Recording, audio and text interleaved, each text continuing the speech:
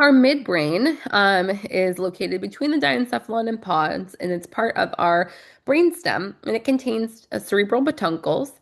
The cerebral peduncles are these two ventral bulges that contain pyramidal and motor tracts. Pyramidal motor tracts, remember, are the axons that are from our pyramidal motor cells. So they're a part of our upper motor neurons. These are pillars essentially that become formed that hold up the cerebrum. Uh, the cerebral aqueduct is a channel that runs through the midbrain, connecting the third and fourth ventricles. And in this area, we have periaqueductal gray matter. This is a nuclei that plays a role in helping suppress pain as well as our fight and flight response. It also contains the cranial nerves, the nuclei for the cranial nerves 3, oculomotor, and 4, trochlear.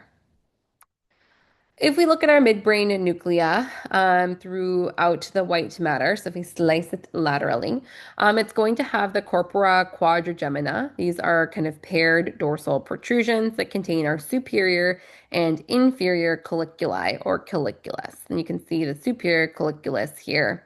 Um, we don't see the inferior colliculus; it's too superior of a slice. Our superior colliculi help with visual reflexes, and our inferior help with auditory reflexes.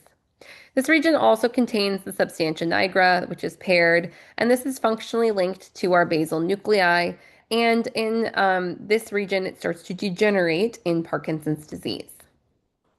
There also is a paired red nucleus in this area.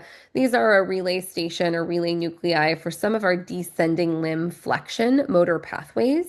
It's also part of reticular formation, which helps kind of keep our brain active even if we're in a state of like sleep or rest. Located just inferior to the midbrain is the pons. It's in between the midbrain and the medulla oblongata, and the fourth ventricle will separate the pons from the cerebellum. It's composed of multiple different conduction tracts from longitudinal fibers that connect higher brain centers to the spinal cord, and transverse and dorsal fibers that relay impulses from the brainstem to either the motor cortex and to the cerebellum.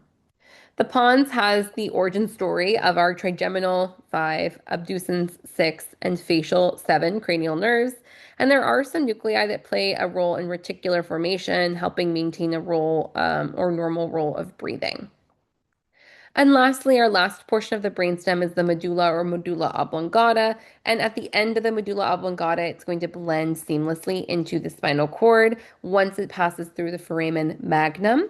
This is where the fourth ventricle is located, and the fourth ventricle will then become a continuation of the central canal of the spinal cord. The medulla and the pons form the ventral wall.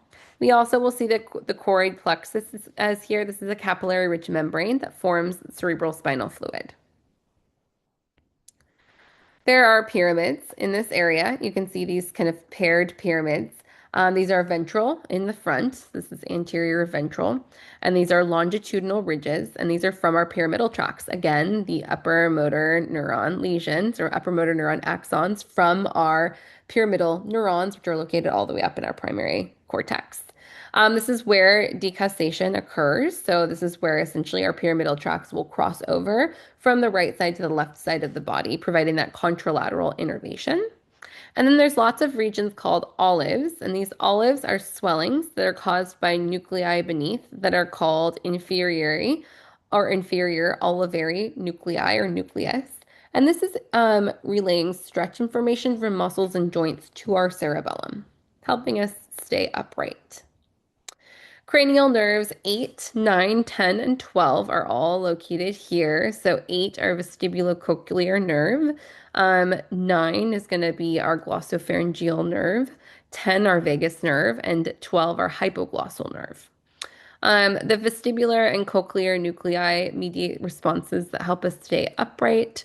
And our nucleus cunatus and nucleus gracilis are relaying ascending sensory information from the spinal cord. So this is where these would be where the first motor neuron terminates. So first terminates here, and our second starts here. And this is in the DCML pathway, the dorsal column medial lemniscus pathway.